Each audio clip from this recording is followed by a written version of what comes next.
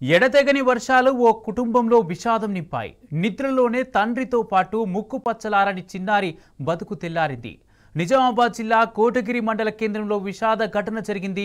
ఎడతెగని వర్షాలకు rail mill పాతగూడ తడిసి పక్కనే ఉన్న ఇంటిపై పడింది. ఈ ప్రమాదంలో ఇంట్లో నిద్రిస్తున్న ఇందూరు మహేష్తో పాటు అతని నెలన్నర కూతురు దుర్మరణం పాలయ్యారు. సంఘటనా స్థలాన్ని పోలీసులు పరిశీలిస్తున్నారు.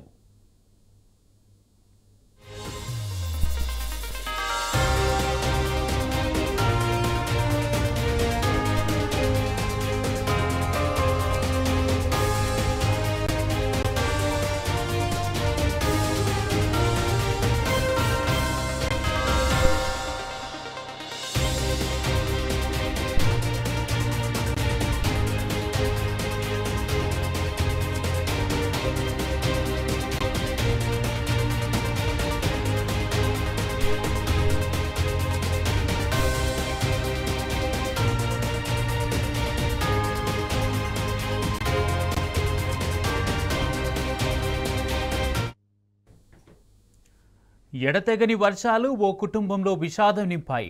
నిద్రలోనే తండ్రితో పాటు ముక్కు పచ్చలారని చిన్నారి బతుకు తెల్లారింది. నిజామాబాద్ జిల్లా కోటగిరి మండల కేంద్రంలో విషాద ఘటన జరిగింది. ఎడతెగని వర్షాలకు రైల్ మిల్లు పాతగూడ తడిసి పక్కనే ఉన్న ఇంటిపై పడింది.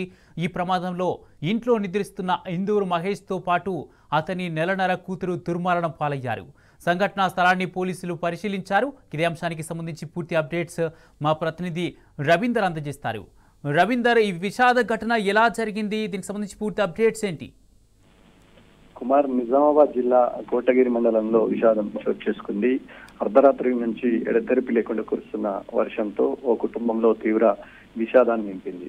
ఓ కుటుంబం పక్కనే పాడైపోయిన ఒక రైస్ మిల్ ఉంటుంది. దాన్ని ఆనుకొని ఓ రేకుల షెడ్డులో మహేష్, అతని భార్య, 7 రోజుల పాప, ఈ ముగ్గురు కలిసి ఆ రేకుల షెడ్ కింద నిద్రిస్తున్నారు. ఈ నేపథ్యంలో గత వారం రోజుల నుంచి కురుస్తున్న వర్షాలతో పాటు నిన్న కురిసిన భారీ వర్షానికి ఈ వర్షం వల్ల తీవ్ర ఇబ్బందులు ఎదుర్కొన్నారు. ఈ నేపథ్యంలో అర్ధరాత్రి సమయంలో గోడ కూలడం వల్ల ఈ పైకప్పు వెళ్లి రేకుల షెడ్ పై పడడంతో 7 రోజుల పాపతో పాటు అతని భార్య మహేష్ 35 సంవత్సరాలు, అతని భార్యకు 28 సంవత్సరాలు, పాప 7 రోజులు దాదాపుగా డెలివరీ మొదటగా నిన్న సాయంత్రం ఇంటికి వచ్చినట్టుగా తెలుస్తుంది. ఈ నేపథ్యంలో ఈ ప్రమాదం సంభవించింది. ఒకేసారి గోడ పైకప్పు కూలిపడడంతో పాప మీద, అదేవిధంగా అక్కడ ఉన్నటువంటి మహేష్ అనే పాప తండ్రి మీద పడడంతో మృతి చెందిన ఘటన చోటు చేసుకోవడం జరిగింది.